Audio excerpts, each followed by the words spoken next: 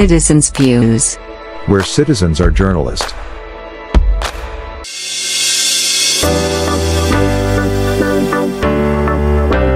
শুধু দর্শক মণ্ডলী, আসসালামু আলাইকুম। সিটিজেন ভিউজের আজকের বিশেষ আয়োজন নাগরিক সংলাপে আপনাদেরকে স্বাগত জানাচ্ছি। আমি রাজা গোলাম রাব্বানী। আজ আমরা কথা বলবো এমন একজন অতিথির সঙ্গে যিনি নির্বাচিত নন, কিন্তু প্রতিদিন নাগরিকের, সারা ঢাকা শহরের 2 কোটি থেকে 3 কোটি নাগরিকের জীবনযাপনে তার সিদ্ধান্তের প্রভাব পড়ে।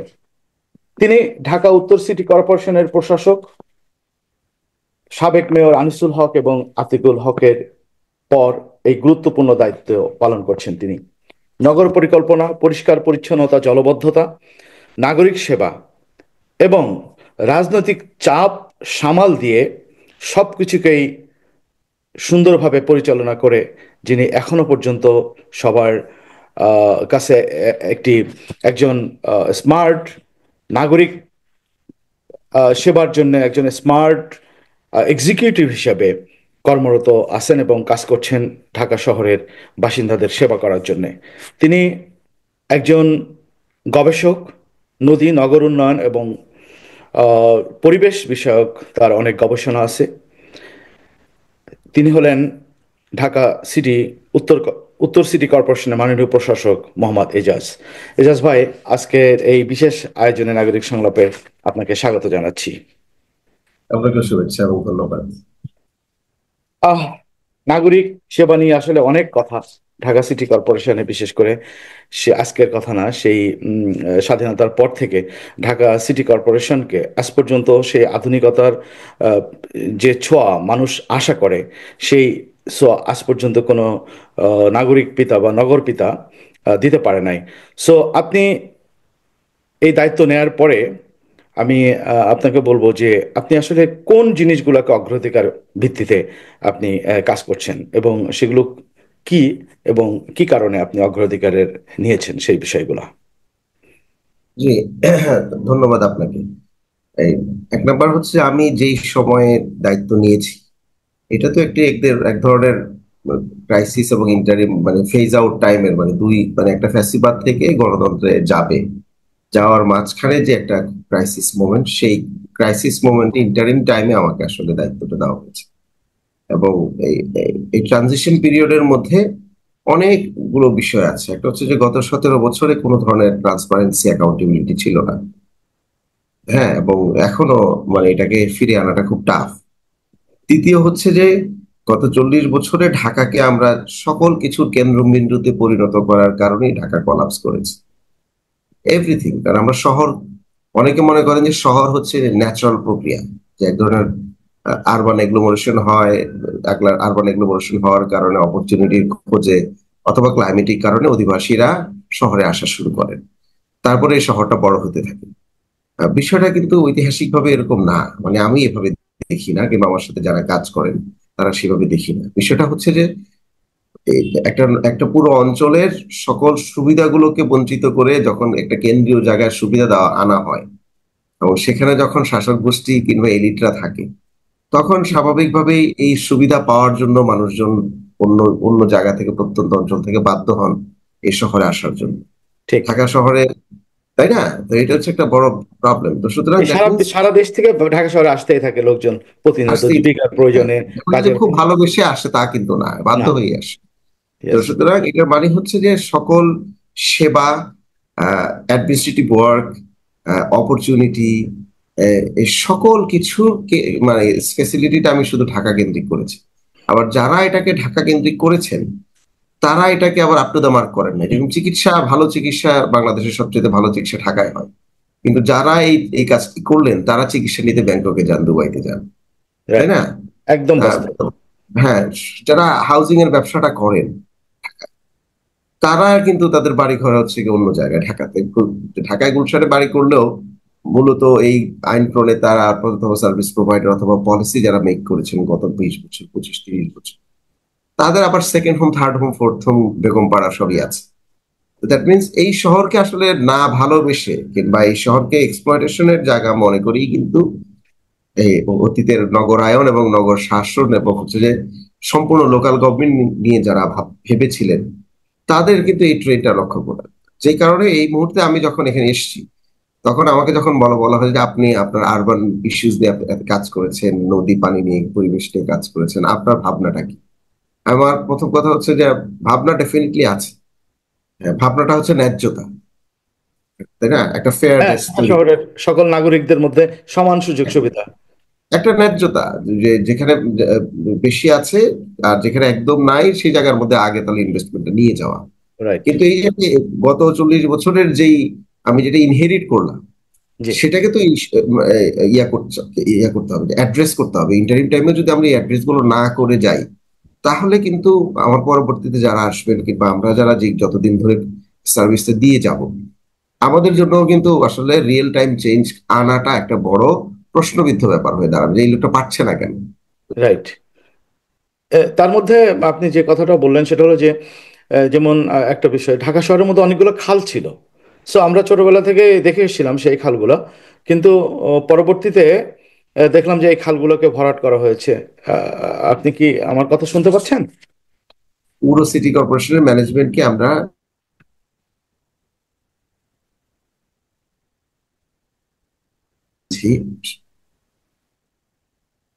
মাঝে একটু ইন্টারনেট সমস্যা করছে হয়তো। আপনি কি আমার কথা শুনতে পাচ্ছেন এজাজ ভাই? হ্যালো?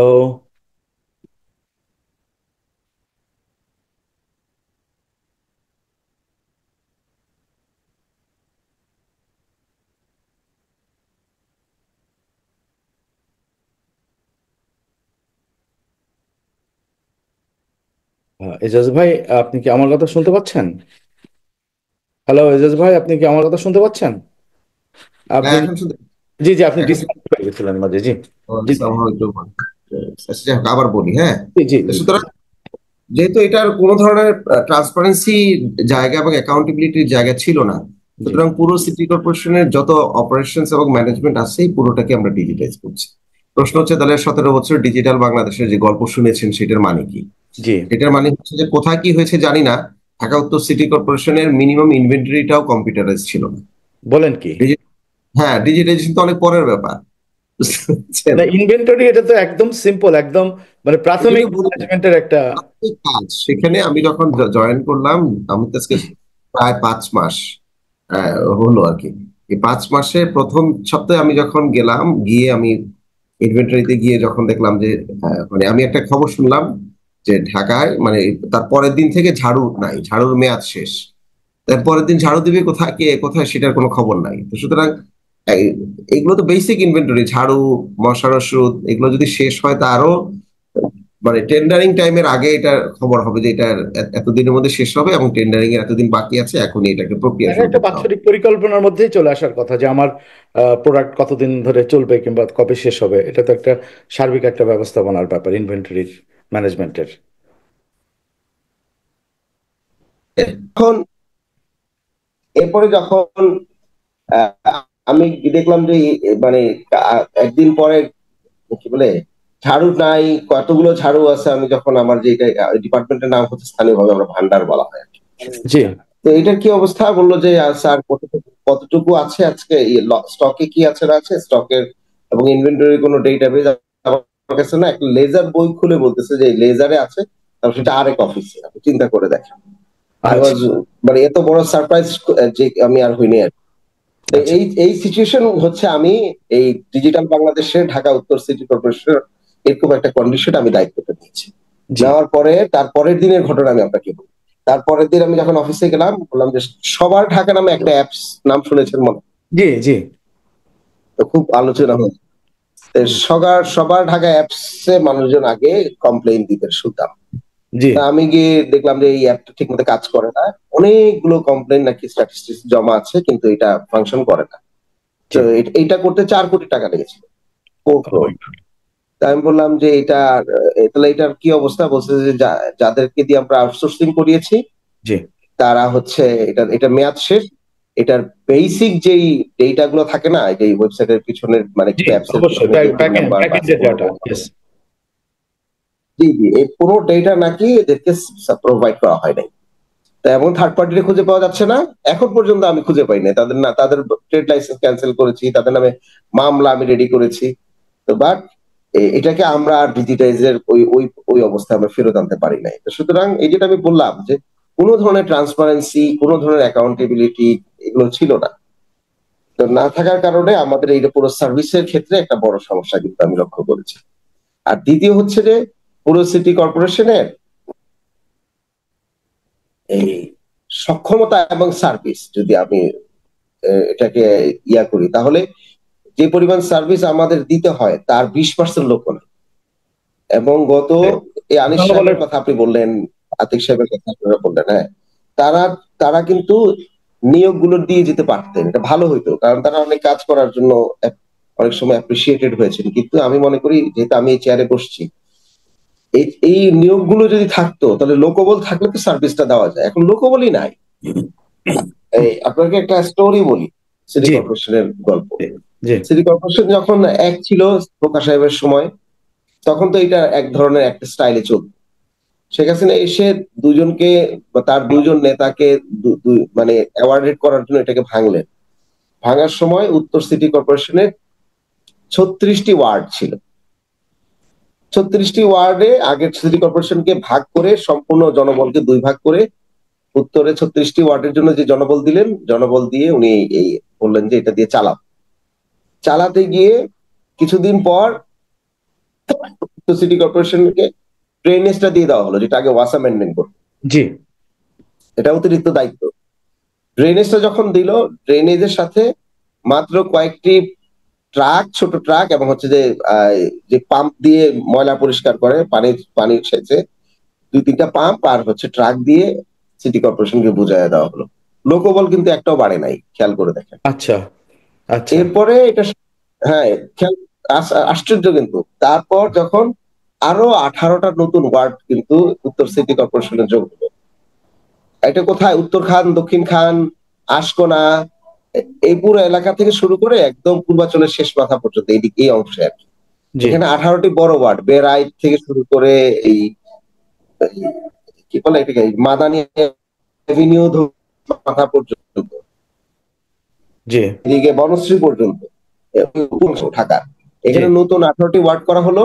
এই 18টি ওয়ার্ড 2018 সালে হয়েছে। 18টি ওয়ার্ড করে এই 18টি ওয়ার্ডের এত বড় জায়গা, এত মানুষ, এখানে কিন্তু কোনো ধরনের ইনফ্রাস্ট্রাকচার ডেভেলপমেন্ট নাই, এবং এর সাথে সাথে একটা লোক নিয়োগ করা হলো।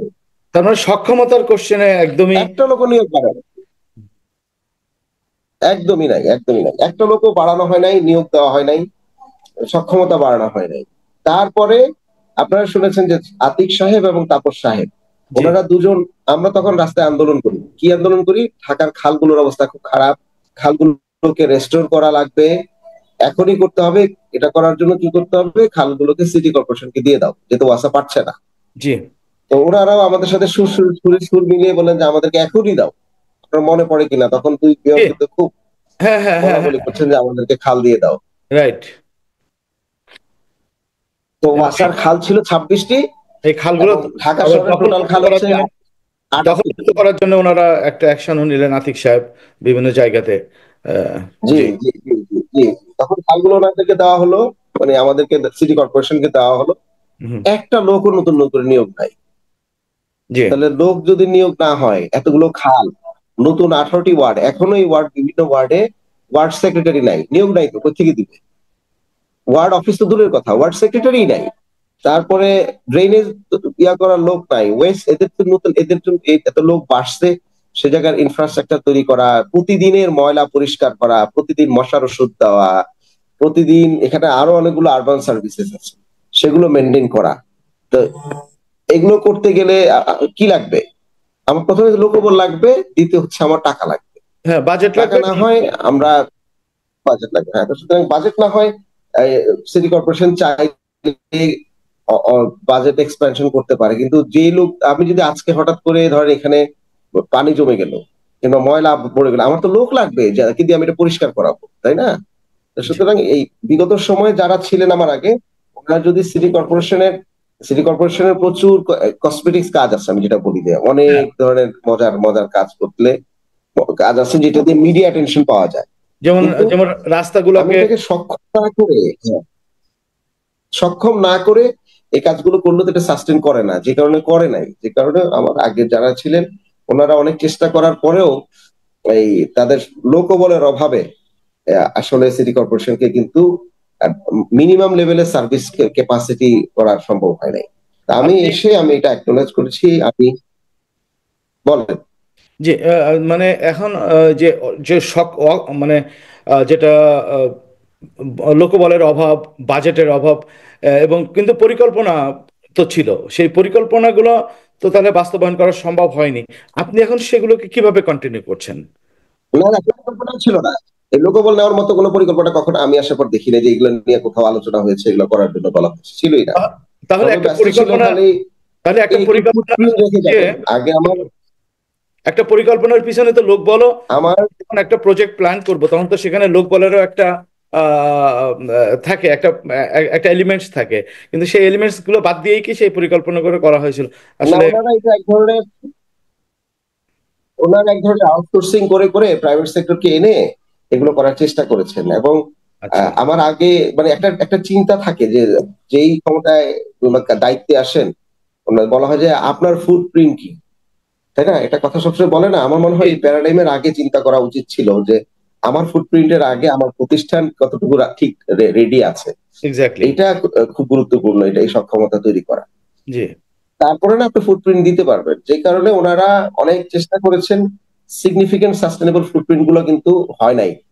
ধরেন এই আমি বলি যে 18টা ওয়ার্ডের কোনো সিগনিফিকেন্ট ডেভেলপমেন্ট আমরা তেমন করতে পারি নাই, কারণ লোকবলই তো নাই, কে করবে এই কাজগুলো। ময়লা রাস্তা এখনো পড়ে থাকে। রাইট। তো এবং এটা বাড়ছে। এখন এই পরিস্থিতিতে তো আসলে সুতরাং অনেক অনেক তো আমি এসেই লোকাল গভর্নমেন্টের সাথে আলাপ করেছি, মিনিস্ট্রির সাথে আমি আলাপ করেছি। আলাপ করে আমরা মোটামুটি এই আমি রাজি করিয়েছি যে আমি আমার দায়িত্ব তো যতদিন আছে, বিশেষ করে এই বছরের মধ্যে আমরা সিটি কর্পোরেশনের সক্ষমতা এখন আমাদের 20% মাত্র, এটা আমরা 80-90% পর্যায়ে আমি নিয়ে যাব। দ্যাট মিনস বলতে পারবো যে এটা অপটিমাম লেভেলে না গেলেও এটা 80% ক্যাপাসিটি আহ, মাসল ফ্লেক্স করতে আমরা সার্ভিস গুলো দিতে পারবো। অনেক হ্যাঁ, এটা অনেক আমরা ধন্যবাদ। করছি, এখানে অলরেডি শুরু করেছি। দ্বিতীয় এখানে যে কাজটি করেছি, জি, এখানে যে বিষয়টা সেটা হলো যে বলেন, আপনার আপনি বলেন। যা নাগরিকদের সব থেকে বেশি যে প্রশ্ন এবং নাগরিক অসন্তোষ যে বিষয়গুলো, সেগুলো মূলত জলবদ্ধতা, বর্জ্য ব্যবস্থাপনা এবং ট্রাফিক সিস্টেম। ঢাকা শহরের কিন্তু এই মূলত তিনটা একটা মানে বড় সমস্যা নাগরিকরা ফেস করে, একদম দৈনিক ফেস করে। আমি আপনাকে একটা ছোট্ট মানে কথা বলি, আমি 2016 সালে বাংলাদেশে গিয়েছিলাম। আমি ওই সময় যে যে অবস্থাটা দেখেছিলাম, সেই অবস্থাতে আমি নিজে আমার পকেটের পয়সা দিয়ে আমি একটা ঢাকা সিটি কর্পোরেশন একটা বর্জ্য ব্যবস্থাপনা নিয়ে একটা প্রতিবেদন করেছিলাম, প্রায় 10 মিনিটের একটা প্রতিবেদন। এবং এই প্রতিবেদনগুলো আমি প্রত্যেকটা অফিসে অফিসে দিয়ে এসেছিলাম। হ্যাঁ, এই বর্জ্য ব্যবস্থাপনাটা কিভাবে হতে পারে কিংবা হতে পারে, এটা আমার একদম ব্যক্তিগত উদ্যোগে আমি আমি করেছিলাম। একজন সাংবাদিককে দিয়ে সেটা করাইছিলাম, এবং সেখানে আবার ভয়েস আমি নিজে দিয়েছিলাম। এনিওয়ে, তো জলবদ্ধতা, বর্জ্য ব্যবস্থাপনা এবং ট্রাফিক ব্যবস্থাপনার উপরে আসলে আপনার বিশেষ কোনো নজরদারি কিংবা বিশেষ কোনো পরিকল্পনা আছে কিনা? পরিকল্পনা না, অ্যাচিভমেন্টের কথা বলি। পরিকল্পনা তো আসছে, এই 5 মাস তাহলে কি করলাম, আমি কি জি। শুধুমাত্র লোক হায়ার করছি নাকি? জি। তাহলে শুনেন। জি। এক নাম্বার হচ্ছে জি। এক নাম্বার হচ্ছে ঢাকার মূল সড়কে কোনো জলাবদ্ধতা নাই। এই গত মাসে যে বৃষ্টিপাত হলো সেটা 54 বছরের রেকর্ড বৃষ্টিপাত। এবং এই জি। 54 বছরের রেকর্ড বৃষ্টিপাতেও ঢাকার মূল সড়কে উত্তরে স্পেশালি কোনো জলাবদ্ধতা, আপনারা সকালবেলা যারা অফিসে গেছে পরের দিন রাতের বেলা বৃষ্টি হলো, সকালে কোথাও সে বড় আকারের যে হাঁটু পানি আছে কিংবা 1 ফিট পানি আছে অথবা জুতা ভিজে যাচ্ছে, এই লেভেলের জলাবদ্ধতা কিন্তু ঢাকার মূল সড়কে নাই। তাহলে এখন প্রশ্ন হচ্ছে সারপ্রাইজিংলি জলাবদ্ধতা গেল কোথায়? আমি যেহেতু নদী পানি নিয়ে কাজ করি, আমি এটার দায়িত্বে আসার আগে আমি একটা স্টাডি করেছিলাম যে ঢাকার 18টি জায়গায় বড় আকারের জলাবদ্ধতা হয়। এবং এই জলাবদ্ধতার কারণ হচ্ছে এই আশেপাশের নিকটস্থ যে খালগুলো আছে, এই খালগুলোতে পানি যাওয়ার যেই নেটওয়ার্কটা, এটাতে ঝামেলা আছে। কোথাও এটা কেটে দিতে হবে ইমার্জেন্সি যদি আপনি সমাধান করতে চান, অথবা এটাকে নতুন করে সিভিল স্ট্রাকচার করতে হবে। আমি এটা হাসান আরিফ স্যারকে বললাম, আমার এখনো মনে পড়ে, উনি তো অসুস্থ তখন। আমি বললাম, তখন আমাকে দায়িত্ব দেওয়া হয় না আর কি। আমি বললাম যে এইটা মাত্র 17-18টা জায়গা, আপনি এইটা একটু ঠিক করেন, তাহলে আমার মনে হয় 1 থেকে 2 মাস আমরা কাজ করলে এই সামনের বর্ষাটায় জলাবদ্ধতা হবে না। আমি এটা জানুয়ারি মাসে ওনাকে, তো বাই দা ওয়ে গভর্নমেন্ট আমাকে ফেব্রুয়ারি মাসের মাঝামাঝি সময় শেষের দিকে আমাকে দায়িত্ব দেয়। দায়িত্ব দেওয়ার সাথে সাথে আমি ওই কাজটাই করি। রিজওয়ানা হাসান আমার সাথে ছিলেন, উনি আমাকে গাইড করেছেন অনেক। তা আমরা এই পুরো ঢাকার 2 সিটি কর্পোরেশন মিলে 122 কিলোমিটার খাল আমি এক্সকাভেশন করেছি। ও 122 কিলোমিটার, এবং এটা এক্সকাভেশন করতে আমার 3 কোটি টাকা খরচ পড়ে নাই। আর অতীতে সিটি কর্পোরেশন গুলো অথবা ওয়াসা যখন ছিল, তারাও শুধু খাল পরিষ্কার করতেই এই টাকা ব্যয় করেছেন 150-200 কোটি টাকা, শুধু খাল পরিষ্কার 100 কোটি টাকার উপরে সবসময় বাজেট ছিল। আর আমরা 2 সিটি কর্পোরেশন মিলে, হ্যাঁ, এই 122 কিলোমিটার খাল এক্সকাভেশন করে একদম পুরো প্রবাহ ঠিক করেছি, আমার 3 কোটি টাকা খরচ হয়। ওয়াও, বুঝতে পেরেছেন?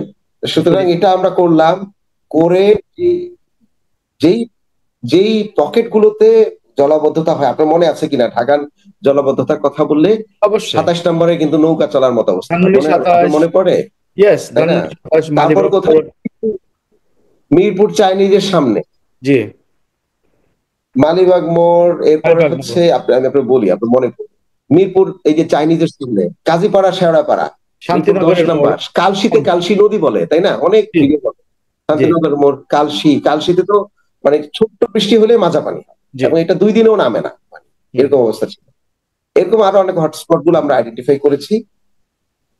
আমার যে অংশ, সেই অংশে একটা স্পটে, ওই হটস্পটে এই পানি কিন্তু সকালবেলা পাইনি, এই এত বড় রেকর্ড বৃষ্টিপাতের পর।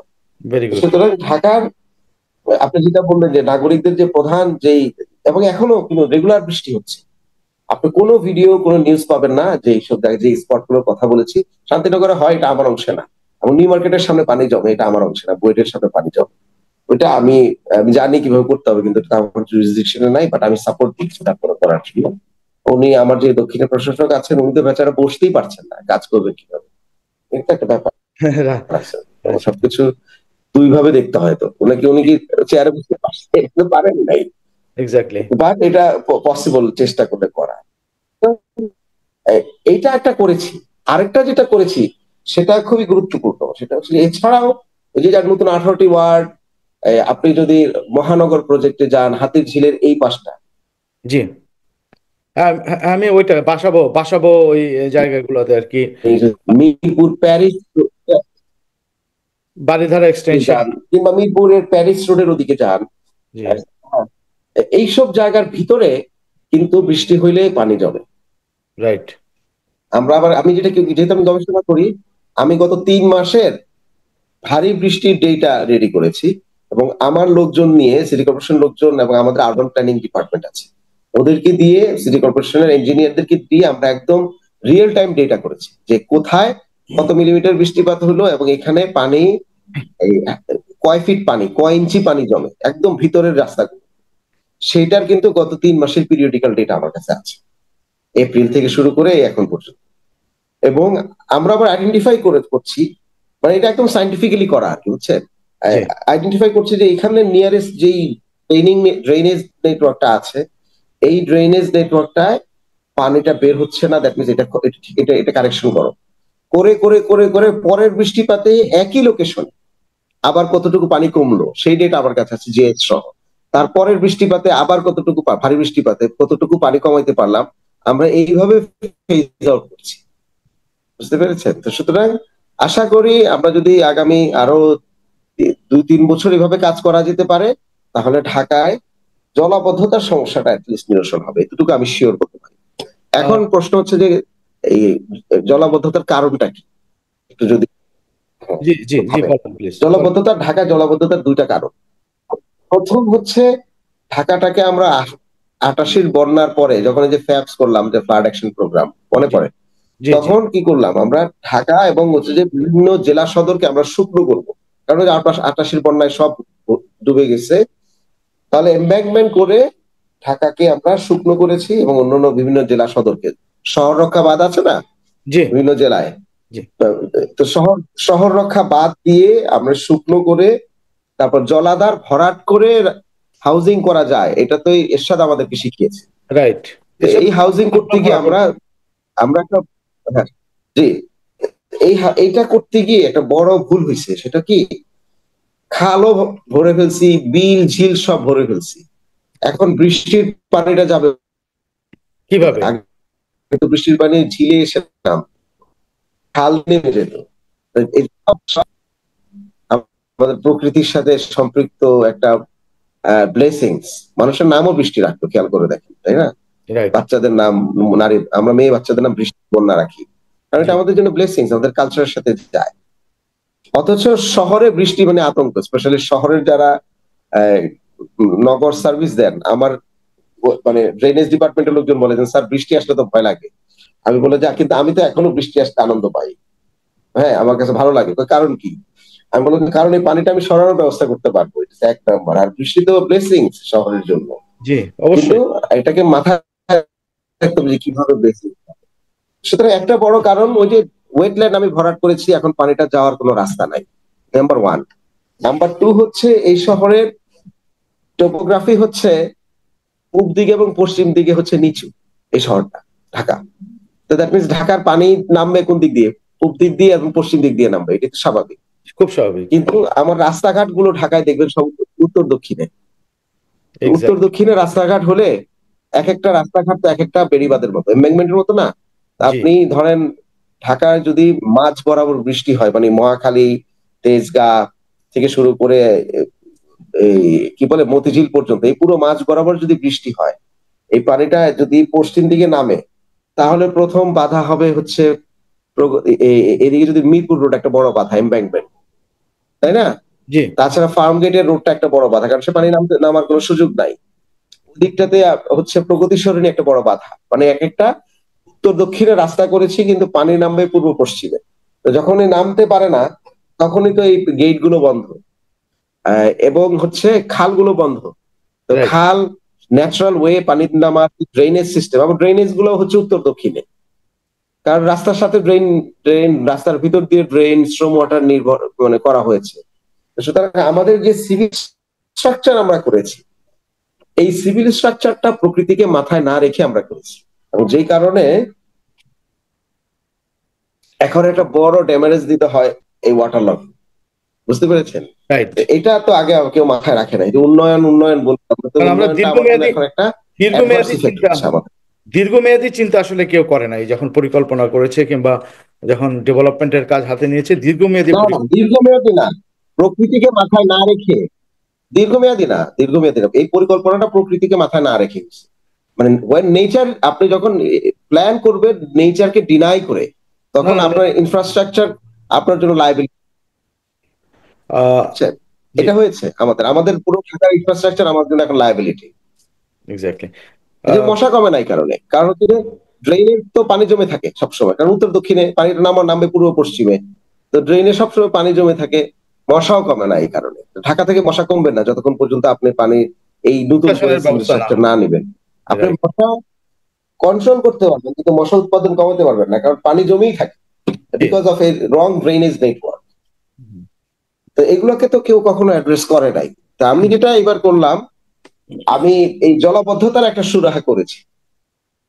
জলাবদ্ধতার প্রথম সুরাহা হচ্ছে এই, এটা ড্রেনেজটা আমরা সাস্টেনেবল জায়গায় আমরা নিয়ে গিয়েছি, খালগুলো খনন করে। এটা একটা ইন্টারিম টাইমের মতো অবস্থা, যে ইন্টারিম টাইমে যেরকম ইমার্জেন্সি কিছু কাজ করতে হয়, এই শহরের ইমার্জেন্সি কাজটা আমি করলাম। ভবিষ্যতে যারা আসবেন তারা এই খালগুলোকে এবার রেস্টোরেশনের প্ল্যান করতে হবে, যে এই খাল যেন আবার ভরাট না হয়ে যায়, দখল না হয়ে যায়, অথবা এটার ভিতরে সেডিমেন্ট না জমে। তো সুতরাং জলাবদ্ধতার একটা সমাধান আশা করি এটা সাস্টেনেবল পর্যায়ে যাওয়ার মতো রাস্তাগুলো আমি করে দিয়ে যাব। 2 নম্বর যে কাজটি, যেটা আপনি বলেছেন যে ট্রাফিক সমস্যার সমাধান। ট্রাফিক সমস্যার ক্ষেত্রে ঢাকায় দুটো ক্রাইসিস আছে। একটা ক্রাইসিস হচ্ছে যে ঢাকার রাস্তার তুলনায় গাড়ি বেশি। 2 নম্বর হচ্ছে ঢাকায় পাবলিক ট্রান্সপোর্টের একটা বড় সমস্যা আছে, আপনি জানেন জি। যে ঢাকার পাবলিক ট্রান্সপোর্ট এখন মেট্রো আসাতেই কিছুটা এই অঞ্চলের মানুষের যোগাযোগ হয়েছে, বাকিটা হয়তো আরেকটা মেট্রো আসলে হবে। কিন্তু যতক্ষণ পর্যন্ত রোড নেটওয়ার্কে আমরা পাবলিক ট্রান্সপোর্টকে স্মার্ট পাবলিক ট্রান্সপোর্টে না রূপান্তরিত করতে পারবো, ততক্ষণ পর্যন্ত কিন্তু এটার কোনো সমাধান নাই। এই মুহূর্তে ঢাকায় ট্রাফিক জ্যামের আরেকটি বড় কারণ আছে। সেই বড় কারণটি হচ্ছে যে যেখানে সেখানে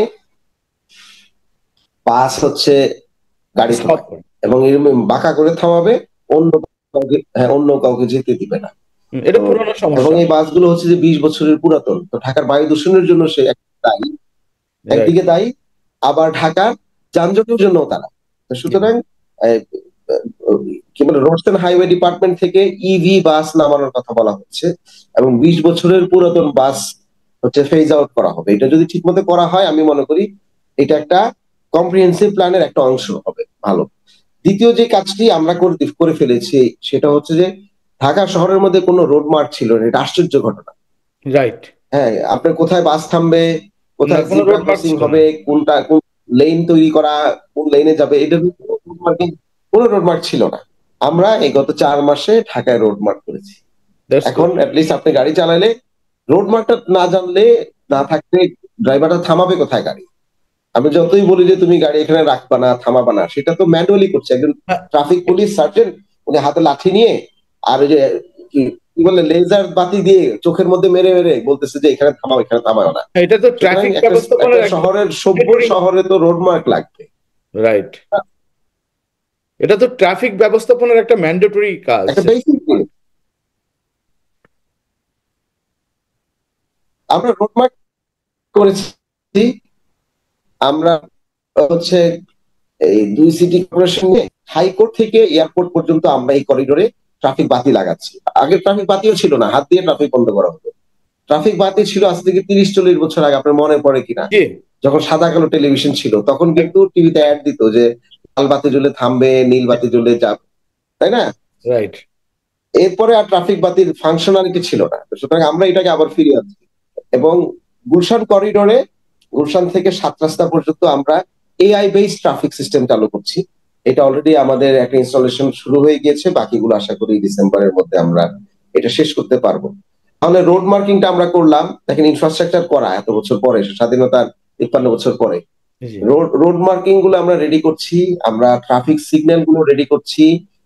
এখন যদি এই রোডস এন্ড হাইওয়ে যদি আমাদেরকে বলে, তাহলে আমরা বাসগুলো নামাবো। তারপরে দ্বিতীয় হচ্ছে এই যে ব্যাটারি চালিত যে রিক্সাগুলো ঢাকায় আছে, এরা তো হচ্ছে কোনো মানে না, এবং এগুলো হচ্ছে যে খুবই মানুষের জন্য ভয়ঙ্কর। কিন্তু আমরা এই মুহূর্তে বৈধ অবৈধ ন্যারেটিভ এই লোকগুলোর কিন্তু পেটে আমরা লাথি দিতে চাচ্ছি না, যে কারণে আমরা এক ধরনের জাস্ট ট্রানজিশন করি। জাস্ট ট্রানজিশনটা কি? জাস্ট ট্রানজিশন হচ্ছে যে আমরা প্রায় 1 থেকে 1.5 লক্ষ রিক্সা ড্রাইভারদেরকে আমরা ট্রেনিং এর ব্যবস্থা করছি। এটা এই সপ্তাহ থেকে শুরু হবে, 2 সিটি কর্পোরেশন মিলে আমরা এটা করবো। করে বুয়েট একটা আমাদেরকে একটা নিরাপদ বাহনের একটা ডিজাইন দিয়েছে। এই ডিজাইনের রিক্সাগুলো প্রাইভেট সেক্টর যারা আছেন তাদেরকে আমরা আহ্বান করেছি যে কারা কারা এই রিক্সাগুলো বানাতে পারবেন, তো তারা এই রিক্সাগুলো বানাবেন এবং এই রিক্সাগুলো আমরা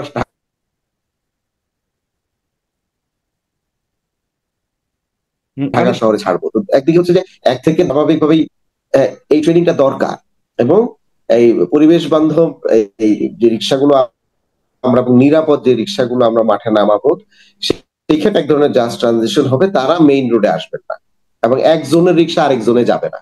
তো কিছুটা মানে এটাকে আমরা বলি যে ডিসিপ্লিন ট্রাফিক সিস্টেম এবং একটা এডুকেটেড রিক্সাওয়ালা মানে ড্রাইভার এবং রিক্সাওয়ালা শ্রেণী আমরা তৈরি করছি ঢাকায়, সম্পর্কে জানবে, ট্রাফিক আইন সিগন্যাল সম্পর্কে। এক্স্যাক্টলি। তো সেটা আমরা শুরু করেছি এবং এটা আমরা এই রিক্সা ট্রেনিং গুলো কিন্তু আমরা আগামী 3 মাসের মধ্যে 1 লক্ষ রিক্সা ট্রেনিং ব্যবস্থা, রিক্সাওয়ালা ট্রেনিং দিয়ে দিব ড্রাইভারদের। সুতরাং এটা খুব দ্রুত এই ট্রানজিশনটা আমরা করবো। কোন কোম্পানি কি ইন্টারেস্ট দেখাইছে আপনাদের এই প্রজেক্টের উপরে? বাংলাদেশের লোকাল অনেক কোম্পানি এগিয়ে এসছে।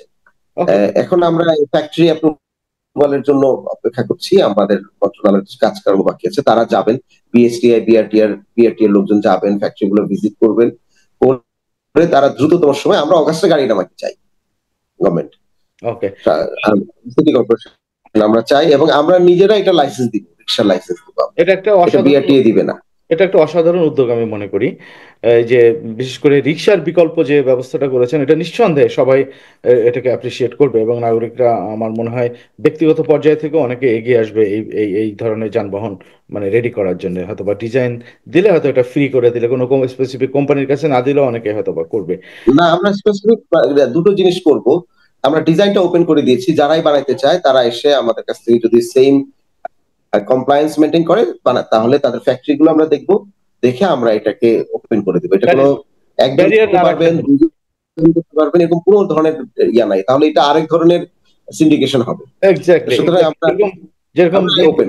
যেমন 2001-এ যখন অটোরিকশা বন্ধ করা হয়েছিল, টু হুইলার, তখন তো বাজাজ ইন্ডিয়া থেকে এর একটা সিন্ডিকেট তৈরি হচ্ছিল, যে তবে কারণে আমরা দেখছি যে স্থানীয়ভাবে বানালে আমরা এটা অ্যাপ্রিসিয়েট করবো।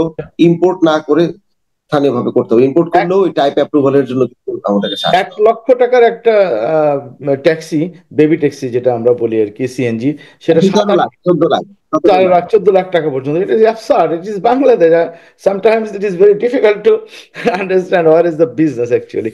Okay, it is very good initiative, I think so. Ijaz ভাই, আমি আপনার তিন নাম্বার হচ্ছে আপনি বললেন, একটা বললেন জলাবদ্ধতা, একটা বললেন ট্রাফিকটা আমরা করছি, জলাবদ্ধতা অ্যাকমপ্লিশ করেছি, বর্জ্য বাট এটা ব্যবস্থাপনা। সাসপেন্ড করতে হবে। 3 নাম্বার হচ্ছে বর্জ্য ব্যবস্থাপনা। এক্স্যাক্টলি। বর্জ্য ব্যবস্থাপনায় আমাদের, যেটা আমি প্রথমে বললাম, যে আমাদের লোক এত কম। আর আগে আগে বর্জ্য ব্যবস্থাপনার সিস্টেমটা কি ছিল? মানুষ বাড়ির সামনে ময়লা ফেলে দিত, আপনার মনে পড়ে কিনা, আজ থেকে জি, 20 বছর এখনো। আগে। হ্যাঁ, হ্যাঁ, হ্যাঁ। খালে, রাস্তায়, এখানে সেখানে ফেলতো। আনিসুল হক সাহেব ছিলেন, উনি এসে বললেন যে না, আপনারা একটা নির্দিষ্ট জায়গায় ময়লা ফেলবেন। রাইট। তাহলে কোথায়? লোকজন আপনাদের বাসা থেকে ময়লা কালেক্ট করে এই ময়লাগুলো নিয়ে এসটিএস এ ফেলবে, আমরা এসটিএস থেকে নিব। মানে এসটিএস এর আগ পর্যন্ত কিন্তু সিটি কর্পোরেশনের দায়িত্ব না, ছিল রাইট। না আর কি। রাইট। তো এখনো দেখবেন যে ভ্যান গাড়ি করে ময়লা নিয়ে নিয়ে নিয়ে নিয়ে রাস্তার মধ্যে ফেলতে ফেলতে গিয়ে এসটিএস এ রাখে, হ্যাঁ। এসটিএস থেকে ল্যান্ডফিলে নিয়ে যায়। তো এই এই এবং ল্যান্ডফিলটাও 2017-র পরে এটা এক্সপায়ার করেছে, জানেন না? আমিনবাজার যে ল্যান্ডফিল, এটা 2017 পর্যন্ত এটা ছিল মেয়াদ। এরপর এটা এক্সপায়ার্ড, মানে এটাকে আর কোনোভাবে এখানে ময়লা ফেলানোর কোনো সুযোগ নাই। তাহলে আচ্ছা। 2017, আজকে হচ্ছে 2025। অলরেডি। এতদিন এতদিন নতুন ল্যান্ডফিলের কোনো চিন্তা সিটি কর্পোরেশন করে নাই, এবং আচ্ছা। কোনো স্টেপ এই আগে যারা ছিলেন, দায়িত্বে ছিলেন, তারা নেন নাই। আচ্ছা, একটা প্রশ্ন, সম্পূরক প্রশ্ন। এই যে ল্যান্ড ফিলিং এর আগে কি বর্জ্যকে কি সর্টিং করা হয়, লাইক প্লাস্টিক জি আলাদা? না, জি না, জি না, জি না, এটা একটা ভালো প্রশ্ন করেছেন। এটা হচ্ছে ইউরোপে, আপনি যদি এখন আমরা ইউরোপে আছেন। আমরা চারটা চারটা বক্সে ময়লা ফেলে আলাদা আলাদা করে দিয়েছি। জি, জি, এখন আমি আপনাদের বলি, এই যে বাসা থেকে ময়লা নিয়ে গাড়িতে করে নিয়ে একবার এক জায়গায় ফেলবেন, এরপর আবার ল্যান্ডফিলে নিয়ে আল্লাহর রাস্তে ফেলে দিবেন। এই সিস্টেম ছিল ইউরোপে আজ থেকে 130 বছর আগে, রাইট। লন্ডনে। রাইট। তাই না? তো আনিস সাহেবরা যেটা করেছেন, ডেফিনেটলি ওই সময়ের জন্য হয়তোবা ওইটাই ওনারা চিন্তা করেছেন। আমি এটাতে দোষও দিব না, গুণও দিব না, কারণ মানুষকে তো এডুকেটেড করতে হয়। কিন্তু আপনার কিন্তু এই প্রক্রিয়াটার সঙ্গে কি আপনার নতুন কোনো পরিকল্পনা বলি আমি আছে? বলি জি। আমি বলি রাজা ভাই শুনেন, এই প্রক্রিয়াটা 130 বছরের পুরাতন একটা ওয়েস্ট ম্যানেজমেন্ট আমরা ঢাকায় এখনো ইনহেরিট করি, এটা বলতেও শরম লাগে। হুম, হুম। বুঝছেন? কারণ এত আধুনিক শহর, এবং এই শহরের বা এই ঢাকার ম্যাক্সিমাম মানুষজনই ঢাকার বাইরে ঘুরতে যান, চিকিৎসার জন্য যান, এবং এটার বাইরে কিন্তু এই সুন্দর ওয়েস্ট ম্যানেজমেন্ট দেখে আসেন সবাই। রাইট। তারপরেও কারো হুঁশ হয় না, কিংবা কেউ একটা পাইলটিং ও পর্যন্ত আমরা করলাম না এখন পর্যন্ত, যে আমরা সেগ্রিগেটেড ওয়েস্ট করি। অ্যাটলিস্ট কিচেন ওয়েস্ট এবং রিসাইক্লিং ওয়েস্ট আমরা আলাদা করতেই পারি, তো বেশি এক্স্যাক্টলি। কঠিন কাজ। একদমই না। এবং এটা যদি করি তাহলে তো ল্যান্ডফিলেরও দরকার নাই, এসটিএস এরও প্রয়োজন পড়ে না, কিচ্ছু জাস্ট প্রয়োজন পড়ে না। তো জাস্ট গ্রিন, আমি এটা শুরু জাস্ট করেছি। গ্রিন ওয়েস্টটা আলাদা করা, আর হচ্ছে হ্যাঁ, মানে নন গ্রিনটা আলাদা করা। কিন্তু আলাদা করে আমরা এটা এখন বারিধারা সোসাইটি, আরো কয়েকটি সোসাইটিতে আমরা এই এডুকেশন ক্যাম্পেইনটা করছি। আমরা এটা এইবার কপে যাওয়ার আগে 2-3টা আমরা সাকসেস স্টোরি পাইলট আমরা করব, করে আমরা এটা আস্তে আস্তে ঢাকার পুরোটাতে আমরা এক্সপ্যানশন তাহলে করব।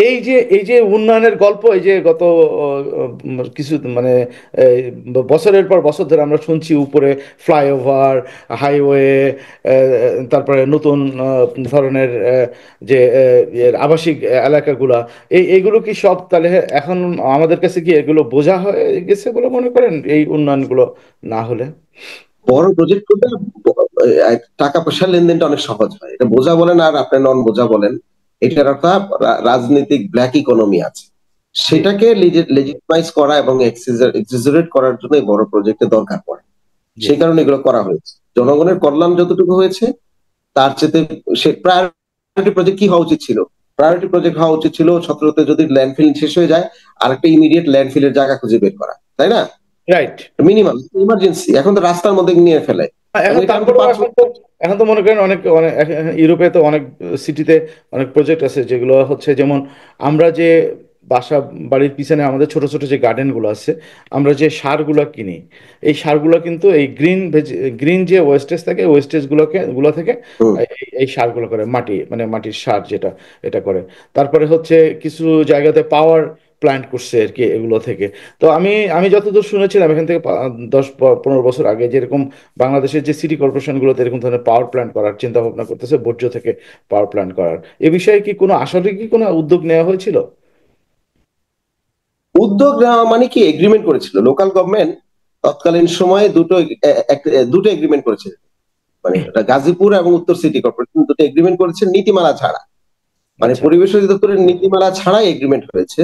এখন পর্যন্ত পরিবেশ অধিদপ্তরের কোনো নীতিমালা এখন পর্যন্ত প্রিপেয়ার করা হয় নাই। তো যে কারণে এটা একটা এগ্রিমেন্ট হয়ে পড়ে আছে, agreement itself becoming a liability for us. আর আমরা ওয়েস্ট টু এনার্জিতে যেতে পারবো কিনা সেটা একটা বড় প্রশ্ন। কারণ গ্লোবালি ইনসিনারেশন বেস যেই পাওয়ার এক্স্যাক্টলি, জেনারেশন, এক্স্যাক্টলি। হ্যাঁ, কোল সেটা বেস, কিন্তু বন্ধ কোল হয়ে বেস যাচ্ছে পাওয়ার আবার। প্ল্যান্ট নাই বললেই চলে এখন। হ্যাঁ, তো ইনসিনারেশনের মাধ্যমে যে যে পাওয়ারটা জেনারেট করা হয় সেটাও কিন্তু অনেক জায়গায় বন্ধ হয়ে যাচ্ছে। এক্স্যাক্টলি। আর আর বাংলাদেশে যে চুক্তিটি করেছে সেখানে বলা হচ্ছে যে 4,000 টন ময়লা ডেইলি প্রোডাকশন আমাদের করতে হবে এবং নিচে হলে আবার আমাদের ড্যামারেজ দিতে হবে। কিন্তু সব থেকে আমাদের তো 4,000 টন প্রোডাকশন কাগজে কলমে হয় কিন্তু বাস্তবে হয় না। সবথেকে বেটার কারণ হচ্ছে কি, ফার্টিলাইজার প্রজেক্টে যাওয়া আর কি। ফার্টিলাইজারে যেতে হবে, সেগ্রিগেটেড ওয়েস্ট করতে হবে এবং এটাকে প্রাইভেট সেক্টরকে ডেকে এনে এটা তো একটা বড় ইন্ডাস্ট্রি। ওয়েস্ট মানে তো আসলে অ্যাসেট, জি, আমাদের কাছে ইয়েস, এখন লাইবিলিটি। Of course asset. তো সুতরাং এইটার পাইলটিং গুলো আমি শুরু করছি।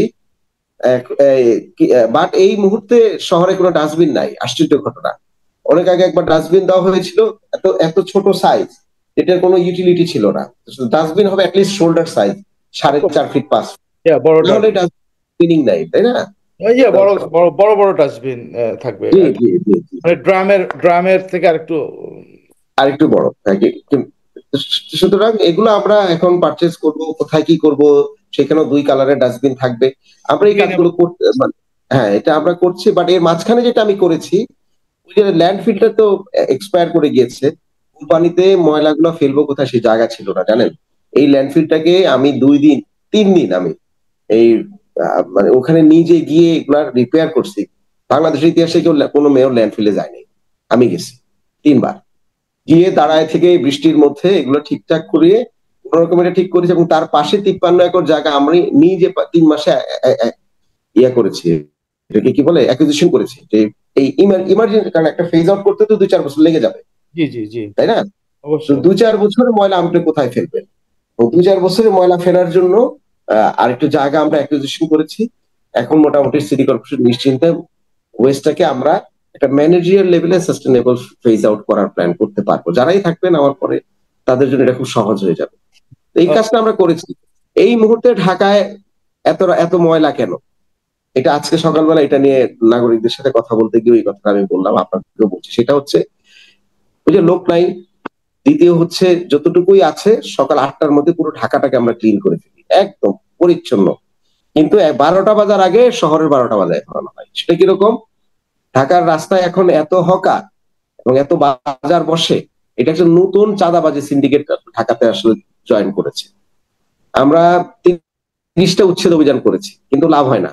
কারণ হচ্ছে যে একটা হাত বদল হয়েছে। আওয়ামী লীগের সময় চাঁদাবাজি শুধুমাত্র শেখ পরিবার এবং তাদের ব্লেসিংস পাওয়া লোকজন এটা করতো, সুতরাং তারা তাদের মতো করে এটা ম্যানেজ করতো। এখন একটা ছোট্ট চাঁদাবাজ, এটা তো হাত বদল হয়েছে, এক ধরনের পলিটিক্যাল অলিগার্কি Yeah, তৈরি হয়েছে জি, জি।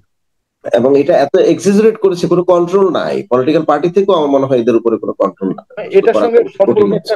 সম্পর্ক একটা কোশ্চেন আপনাকে করতে চাই, সেটা হলো যে এই ক্লিন করা, সিটি ক্লিনটা ভোরবেলা কেন? এই সিটি ক্লিনটা কেন নয় রাতে? কারণ আমরা দেখেছি মানে পৃথিবীর প্রায় সব জায়গাতেই রাত্রে 10টার পরে কিংবা 11টার পরে থেকে ভোরবেলা পর্যন্ত সিটি ক্লিন করা হয়, যাতে সকালবেলা যে মানুষগুলো, ঢাকা শহরে আমি দেখেছি যে যারা হাঁটাহাঁটি করে কিংবা ভোরের মর্নিং ওয়াক করে, হ্যাঁ, তারা কিন্তু মানে এই ধুলাবালি ময়লাগুলোর কিন্তু শিকার হয়। সেটা রাতে না কেন? আমাদের লোকবল কম থাকার কারণে আমরা রাতে ট্রাই করতে পারিনি। আমরা করেছিলাম, এটা ফেল করেছি, আমাদের লোকবল কম। আচ্ছা, আর পাশাপাশি যাদেরকে দিয়ে আমরা ইয়া করাচ্ছি, এই এটার কাজ নাম করার কি, আউটসোর্সিং। আউটসোর্সিং আউটসোর্সিং এক ধরনের মানে অ্যাকাউন্টেবিলিটি ওরকম নাই। না, থাকে না। সরকারি চাকরি সরকারি চাকরিতে আপনি শোকজ করতে পারেন, ইয়ে করতে পারেন। আউটসোর্সিং এর একটা সরকারি নীতিমালা আছে, কিন্তু এটাতে আমরা খুব স্ট্রাগল করছি এই মুহূর্তে। এই বিষয়ে দুটো আমার একটা প্রশ্ন আছে, সেটা হলো আপনারা কি স্বাধীনভাবে কি সিটি কর্পোরেশনের লোক নিয়োগ দিতে পারেন না? Number one. বলেন। টু হচ্ছে আপনাদের যে ইনকাম, সিটি কর্পোরেশনের যে ইনকাম, নাগরিকদের ট্যাক্স এবং বিভিন্ন বিল্ডিং ভাড়া, তারপরে হচ্ছে আপনার ট্রেড লাইসেন্স, এই যে যত যে ট্যাক্স কালেকশন হয়, এই আয় থেকে কি আপনাদেরকে ব্যয় করতে গেলে কি সরকারের কোনো মন্ত্রণালয় কিংবা কোনো ডিপার্টমেন্টের অনুমোদন লাগে? না, আমরা ট্যাক্স কালেকশনটা আমরা স্বয়ং সম্পূর্ণ, কিন্তু ট্যাক্স কালেকশন কম হয়। কারণ সিটি কর্পোরেশনের লোকজন ট্যাক্স এখনো দেওয়ার মতো ওই ধরনের ইয়েটা, ওই ওই প্র্যাকটিসটা কম আমরা পাচ্ছি নাগরিকদের কাছ থেকে। নাগরিকদের সেবার জন্য যেরকম ক্রিটিসাইজ করে আমাদেরকে, ট্যাক্স দেওয়ার ক্ষেত্রে আমরা সেরকম কোঅপারেশনটা পাই। তো হোল্ডিং এই ট্যাক্সটা কারণে কাকে দেওয়া? হোল্ডিং ট্যাক্সটা কে পায়? আমাদেরকে দেয়, আমাদেরকে তাহলে হোল্ডিং এবং ট্রেড লাইসেন্স, জি, এই তাহলে দুটো আমরা আপনাদের বড় যদি বড় আপনাদের আমাদের যদি ধার। হচ্ছে আহ, যদি স্বাধীন ডিসিশন নেওয়ার ক্যাপাসিটি থাকে, তাহলে আপনারা কেন আপনাদের প্রয়োজন অনুযায়ী আপনারা আউটসোর্সিং করছেন? আপনারা কেন প্রয়োজন অনুযায়ী লোক অ্যাপয়েন্টমেন্ট দিচ্ছেন না? প্রথম হচ্ছে প্রথম হচ্ছে যে আমাদের আহ, প্রয়োজন অনুযায়ী অ্যাপয়েন্টমেন্ট দেওয়া তো দিল না। তো যেটি আপনার বললাম যে গত 20 বছরের উচিত ছিল যে প্রয়োজন অনুযায়ী লোকজনদেরকে অ্যাপয়েন্টমেন্ট দেওয়া উচিত ছিল। সেটা না করে খালি প্রকল্প কিংবা বড় ডিজাইনে আমার যারা মানে আগে যারা ছিলেন ওনারা ব্যস্ত হয়েছেন, যেটা আপনি কি আমি এটা বলছি ভাঙতে যে এটা পেরেছেন? আপনি কি দিচ্ছেন এখন? আমি তো লোক নিচ্ছি। ওকে। আচ্ছা।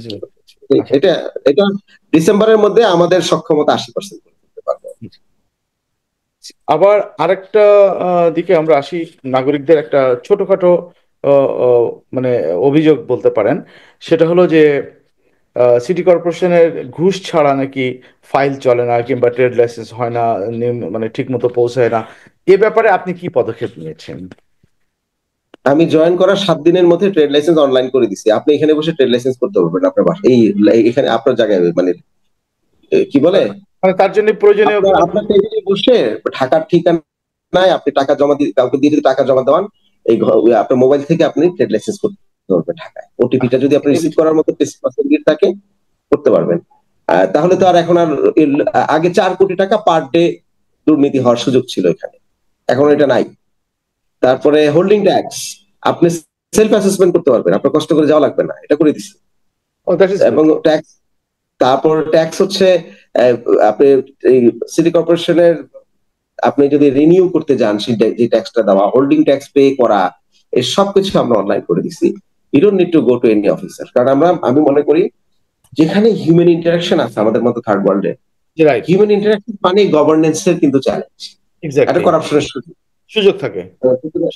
সুতরাং হিউম্যান ইন্টারাকশন কম করা, এটা প্রথমে আপনার এটা বললাম না যে পুরো সিস্টেমকে ডিজিটাইজ করতে, তাহলে রাইট। আপনি এক ধরনের ট্রান্সপারেন্সি তৈরি করতে পারবেন। যখনই আপনি একটা মাঝখানে একটা লোক বসাবেন, সেই আপনার কাছ থেকে পয়সা খাবে। আচ্ছা, এই আমি এই রাষ্ট্রে তো একটা ঝামেলা আছে।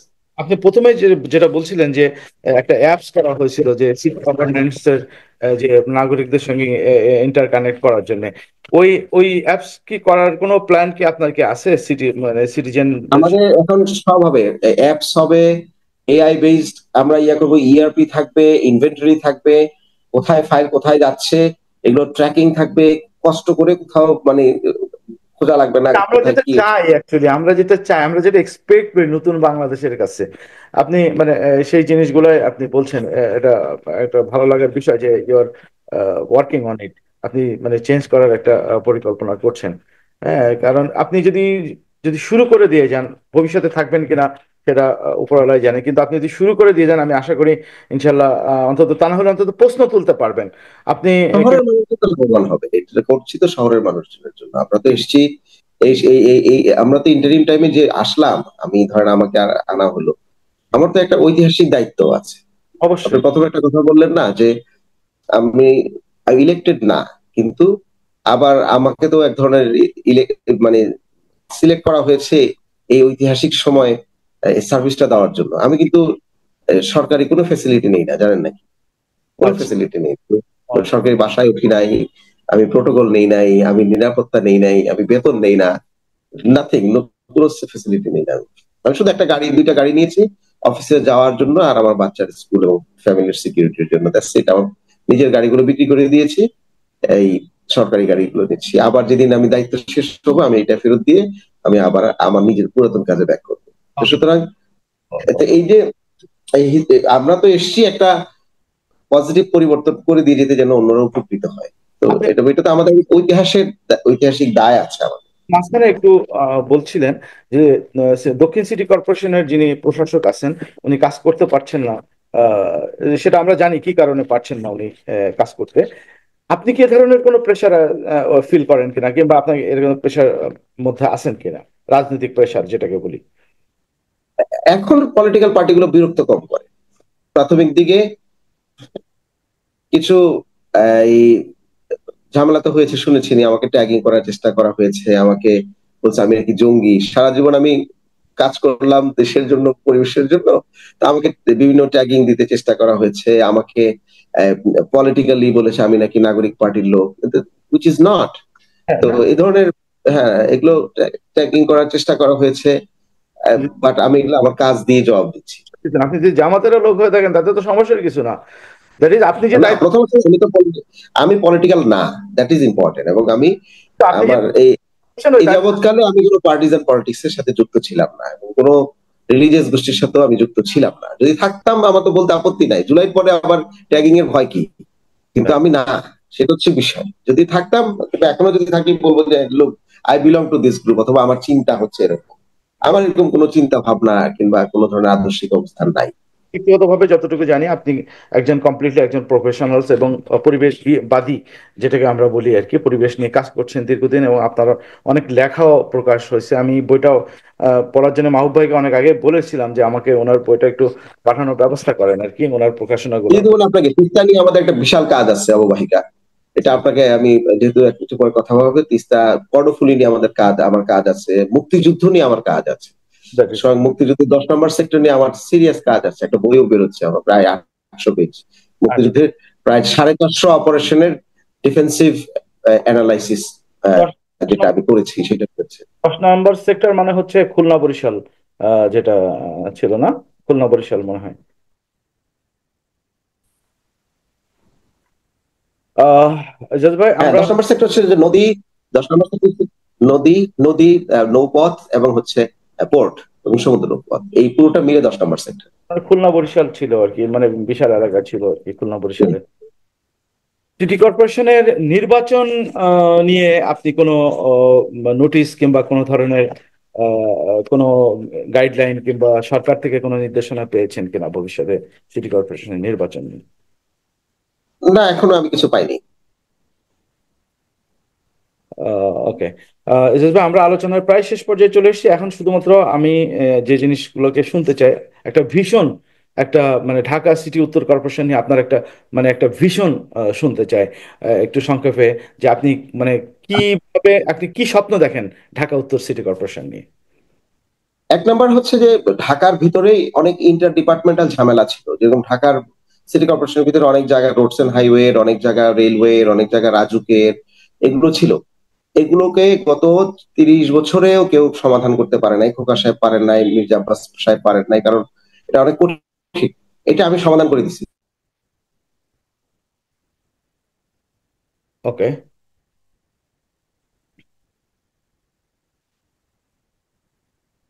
এখন আমাদের উত্তর সিটি কর্পোরেশনের ভিতরে রোডস এন্ড, সুতরাং ইন্টার ডিপার্টমেন্টাল যে ঝামেলা সেটা করবেন তারা, এই সমস্যাগুলো আর ফেস করতে হবে না, তাদের জন্য সহজ হয়ে যাবে।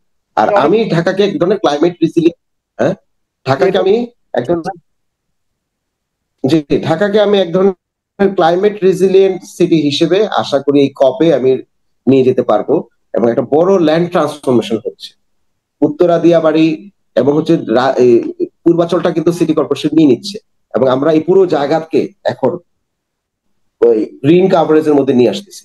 আমরা যে 122 কিলোমিটার নতুন এই খাল খনন করেছি সেগুলোর পাশে গাছ লাগাচ্ছি, সুতরাং ঢাকার তাপমাত্রা অনেক কমে আসবে, এবং নতুন ঢাকায় যারা যাবেন তারা এই বর্তমান ঢাকার মতো এই পরিবেশগত ক্রাইসিসে পড়বেন না, সেটা আমি প্রিপারেশন করে দিয়ে যাব।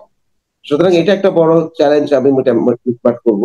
আর ওয়েস্ট ম্যানেজমেন্টের একটা পাইলটিং আমি করে দিতে চেষ্টা করব, ও ঢাকার ভিতরে ইন্টার ডিপার্টমেন্ট মানে আরবান ইস্যুর যে মূল ঝামেলা সেটা অনেক কমে যাবে। 50টা লাইব্রেরি হচ্ছে, 25টা নতুন মাঠ হচ্ছে ঢাকায়, আমি করে দিচ্ছি, আমরা করছি।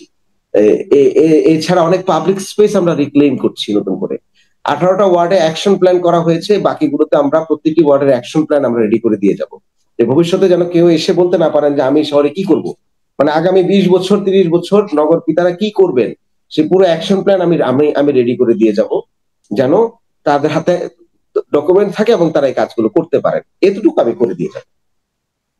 এজাজ ভাই, অনেক ধন্যবাদ। আমি আর একটা জিনিস শেয়ার করতে চাই, বিশেষ করে লোক বলের যে বিষয়টা আপনি বললেন, আমাদের দেশে কিন্তু নর্মালি 65-এর পরে, 62-র পরে কিন্তু প্রচুর মানুষ কিন্তু রিটায়ারমেন্টে চলে যায় গভর্নমেন্ট সার্ভিস থেকে। আবার হচ্ছে আহ, অনেকেই 60 65 বছরের বয়সের পরে আর কিন্তু কোনো কাজ করে না। কেউ তাবলিগে যায়, কেউ হচ্ছে গ্রামে ফিরে যায়, চাষাবাদ করে। সো আমি এখানে ইউরোপের কিছু কিছু জায়গাতে দেখেছি যে হচ্ছে এই রিটায়ার্ড যারা করেন ওনাদেরকে সিটি কর্পোরেশন পার্ট টাইম নিয়োগ দেন, এবং ওনারা আমার বাসার সামনে এদিক ওদিক আশেপাশে সব জায়গাতে দেখি যে রাস্তাঘাট পরিষ্কার করা, তারপরে গাছ লাগানো, তারপরে ওই যে এই ধরনের যে কাজগুলো আছে এই কাজগুলো হচ্ছে ওনারা করেন। এবং একদম রিটায়ার্ড বয়সে যদি মনে করেন কেউ যদি 4 ভাগের 1 ভাগ স্যালারিও পায়, হ্যাঁ, সেটাকে ওরা হচ্ছে লুফে নেয় ওদের মানে স্বাচ্ছন্দ্যের জন্য। এরকম ধরনের কোনো প্ল্যান প্রোগ্রাম আছে কিনা, বিশেষ করে আপনার ঢাকা সিটিতে যদি এই ব্যবস্থা করা যায় পাড়ায় মহল্লায়, যে যারা রিটায়ারমেন্ট আছেন এদেরকে নিয়ে। আমরা কমিউনিটি বেস করছি, জি, একই জিনিস আমরা যদি বলি কো ক্রিয়েশন জি, আর কি। আমরা কমিউনিটিকে নিয়ে, বিশেষ করে এই শহরের 40% লোকজন তো বস্তি এবং ইনফরমাল সেটেলমেন্টে বসবাস করে। আমরা করাইলের পাড়ে 100 জন কৃষকদেরকে নিয়ে এই গুলশান বনানী লেককে রেস্টোর করছি, জানেন নাকি?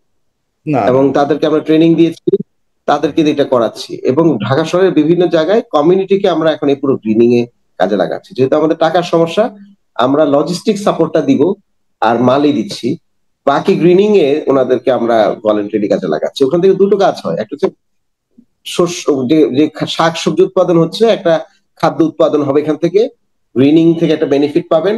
আর একটা হচ্ছে যে নাগরিক হিসেবে ওনাকে একটা এন্ডোর্স করা। আমরা এই দেখেছেন মনে হচ্ছে গত সপ্তাহে আমরা অ্যানাউন্সমেন্ট করে, এই সপ্তাহে সরি, আমরা নাগরিক পদক দিব। শহরে যারা ভালো কাজ করবেন তাদেরকে আমরা অ্যাওয়ার্ড দিব, পদক দিব, ক্লিনিং এর সিটিজেন সঙ্গে অ্যাওয়ার্ড দিব আমরা city corporation. Cleaning and cleaning, greening এর সঙ্গে যদি জি, ক্লিনিং, তাহলে মনে করেন আপনার নাগরিকদের সামনে কেউ একটা ময়লা ফেলালে যে ক্লিন করতেছে, আপনি নাগরিকদেরকে যদি সম্পৃক্ত করেন, মনে করেন সকালবেলা হ্যাঁ, একদম ক্লিন করে গেছে, সে যদি দুপুরবেলা এসে দেখে অন্য একটা নাগরিক এসে ওখানে ময়লা ফেলাচ্ছে, তখন কিন্তু সে সাথে সাথে সেটাকে প্রোটেক্ট করবে। যদি আপনি নাগরিকদেরকে আমরা সম্পৃক্ত করি এই ধরনের কাজে, সেক্ষেত্রে আপনার গ্রিনিং এবং ক্লিনিং দুটো কাজই একসঙ্গে চলতে পারে। এটা জাস্ট আমার একটা সাজেশন আর কি। না এটা আহ, ভালো করেছেন, কিন্তু আমরা আমরা সিনিয়র সিটিজেনকে কিভাবে ইনকর্পোরেট করতে পারি জি, এটা আমি মাথায় নিব।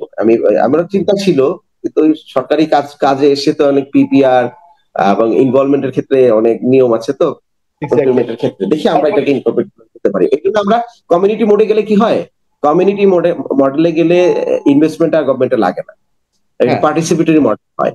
এই কারণে আমরা ওইভাবে জাস্ট মনিটরিং করা। হ্যাঁ, জি, আপনার একটা অফিস থাকবে যেখান থেকে এই কমিউনিটি গুলোকে মনিটরিং করবে, এবং এটাও অনেক বড় কাজ। এই মনিটরিং করাটাও জি, অনেক বড়, তাদের ট্রেন আপ করা, তাদের মানে সাপোর্ট দেওয়া, তাদের যে ইকুইপমেন্ট যা দরকার সেগুলোকে সাপোর্ট দেওয়া, এই সব কিছু।